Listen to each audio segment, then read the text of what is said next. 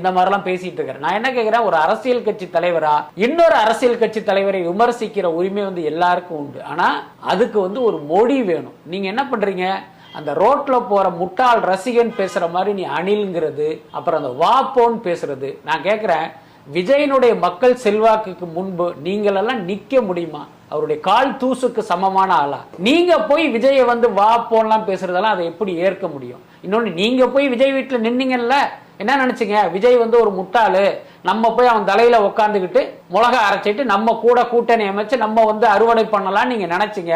அதுக்கப்புறம் தான் உங்களுக்கு தெரியும், அடடா விஜய் நம்ம நினைச்ச மாதிரி ஆள் கிடையாது, நமக்கு மேல புத்திசாலின்னு தெரிஞ்சதுனால இப்போ உங்களை அவர் ஓரம் தள்ளி வச்சிட்டாரு. சோ அப்ப நம்மளுடைய எண்ணம் ஈடேறவில்லை என்பதால் இன்னைக்கு விஜய இவர் கடுமையா விமர்சனம் பண்றாரு. பட் அது ரொம்ப தவறான விஷயம். இது எல்லாத்தையுமே பார்த்துக்கிட்டு தான் இருக்காரு. உன்னை யாரு அரசியலுக்கு வர சொன்னதுன்னு இவர் கேட்கிறாரு. அதே கேள்வி சீமானுக்கு நாம கேட்கிறோம். உங்களை யார் அரசியலுக்கு கூப்பிட்டது? தமிழ்நாட்டு மக்கள் உங்க வீட்டு வாசல்ல திரண்டு நின்று சீமான் ஐயா நீங்க தமிழ்நாட்டை காப்பாத்துக்கணும் உங்ககிட்ட சொன்னாங்களா? நீங்க இலங்கை தமிழர்கள்ட்ட சம்பாதிப்பதற்காக இப்படி ஒரு கட்சியை ஆரம்பித்து பிரபாகரன் எல்டிடின்னு சொல்லிக்கிட்டு இன்னைக்கு நீங்க வாழ்ந்துகிட்டு இருக்கீங்க. ஆனா விஜய் அந்த மாதிரிலாம் வரலையே. அவர் தமிழ்நாட்டு மக்களுக்கு நல்லது பண்ணணும் அப்படிங்கிறதுனால அரசியலுக்கு வந்திருக்கு. இல்ல, தந்தி டிவில கூட ஒரு கிளிப்பா போட்டிருந்தாங்க.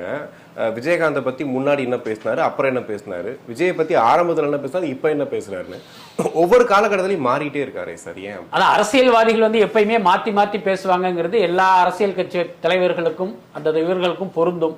ஆனா சீமானை போல் பாத்தீங்கன்னா அப்படி நாளுக்கு நாள் நிமிடத்துக்கு நிமிடம் தன்னுடைய ஸ்டாண்ட மாத்திக்கிற ஆளை நீங்க உலகத்திலேயே பார்க்க முடியாது. விஜயகாந்த் பத்தி மட்டும் இல்ல, விஜயலட்சுமி குறித்து ஒரு மாத்தி மாத்தி எல்லாம் பேசியிருக்காரு.